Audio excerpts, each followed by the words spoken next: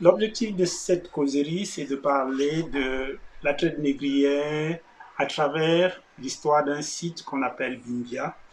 Bimbia, c'est un site qu'on a découvert il n'y a pas très longtemps au Cameroun. C'est une histoire qui était cachée. On pensait que on savait déjà tout sur la traite négrière transatlantique parce que on avait les cartes, les dessins, etc., des routes qui montraient les itinéraires, les escales, mais le nom Cameroun ne paraît pas dans cette histoire-là.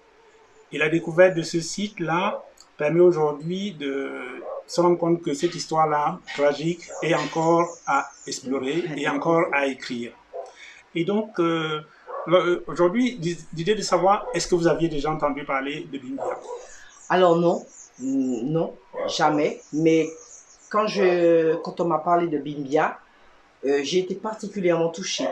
Touchée parce que marié à un Camerounais étant du Cameroun, donc ayant une enfant aussi du Cameroun, de ce métissage, lié à cette traite négrière, j'ai été très intéressée de savoir que le Cameroun avait aussi un lieu comme Gorée, parce que je suis allée à Gorée, j'ai fait mon pèlerinage à Gorée, et donc je ferai mon pèlerinage à Bimbia. C'est important pour moi, c'est important pour la mémoire de mes ancêtres de retourner à Bimbia. Donc j'ai hâte vraiment de découvrir ce site et ce lieu dans mon pays d'adoption, dans mon pays par alliance. Moi, quand j'étais en 4e, on m'a enseigné sur la traite négrière. Là où il y a une méconnaissance, c'est que on nous faisait croire que le Cameroun n'avait pas été frappé par ça. C'est-à-dire c'était du côté de l'Afrique de l'Ouest, etc.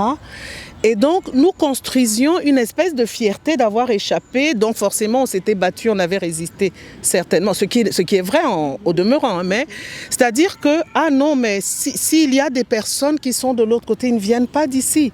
Nous on a résisté, mais c'est vrai aussi que nous avions à l'époque un chef d'État qui avait une fierté camerounaise en excroissance. C'est-à-dire qu'on avait l'exemple, on va créer notre propre compagnie parce qu'on ne veut pas être soumis aux diktats des autres. Donc je pense aussi que quelque part on a été construit dans cette fierté-là qui aujourd'hui joue contre nous, parce qu'on a parfois des fiertés un peu complexes. Mais voilà, donc je me dis, en fait je ne savais pas, moi je découvre Bimbia, je tombe des nues en fait. Mais je ne tombe pas des nues en me disant que, mais mince, nous on a été... Je me suis simplement dit, mais c'est pas possible. Il y a un trou dans mon histoire et je ne le savais pas. Bimbia est exceptionnel parce que c'est une ville. Au Ghana, il y a les forts. Au Sénégal, il y a des maisons d'esclaves. Mais Bimbia est une petite ville, une ville. L'histoire de Bimbia sur le territoire camerounais, mais Bimbia comme illustration, expression d'une histoire plus globale, régionale et mondiale. Et donc, il faut créer, comme je l'avais recommandé il y a quelques années, créer un comité scientifique camerounais, un comité scientifique sur Bimbia, d'historiens, de multidisciplinaires, pas seulement les historiens, mais les anthropologues, les linguistes et tout le reste, mais d'une dimension régionale. Parce que Bimbia, je le précise, est l'aboutissement d'itinéraires qui montent dans toute l'Afrique centrale et à l'intérieur. Et donc, ça, il faut absolument le faire. Mais le faire aussi en collaboration avec les pays anciennement esclavagistes. Parce que la mémoire écrite, celle des entreprises commerciales, des maisons de commerce, des grandes familles, elle est là en Occident.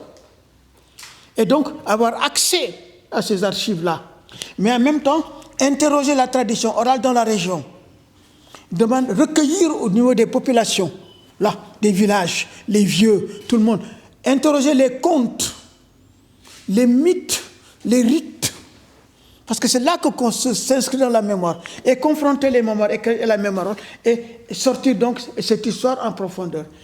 Alors l'enjeu c'est quoi? L'enjeu c'est de briser le silence. Mais l'enjeu c'est de construire le panafricanisme aussi. C'est de montrer qu'il n'y a pas une partie de l'histoire africaine qui est isolée. Que chaque fait historique et lieu historique sur le continent africain est l'expression, parce que le système esclavagiste était global, le système colonial était global, donc l'Afrique doit s'inscrire dans cette globalité-là.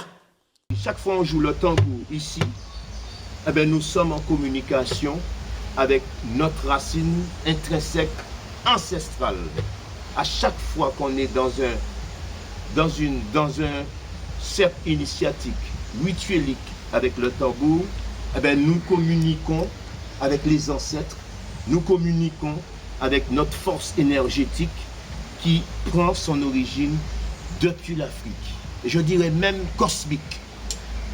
Alors, le tambour, nous sommes dans un échange cordial, nous sommes dans une bonne ambiance, et nous allons jouer cet instrument, le djembé, pour justement remercier les ancêtres de nous permettre cet échange, de permettre aux consciences de se rencontrer, les grandes consciences se rencontrent. Donc nous rendons grâce aux ancêtres avec ce tambour, ce morceau que nous allons naturellement interpréter de manière authentique, de manière libre, quoi. Voilà. Alors,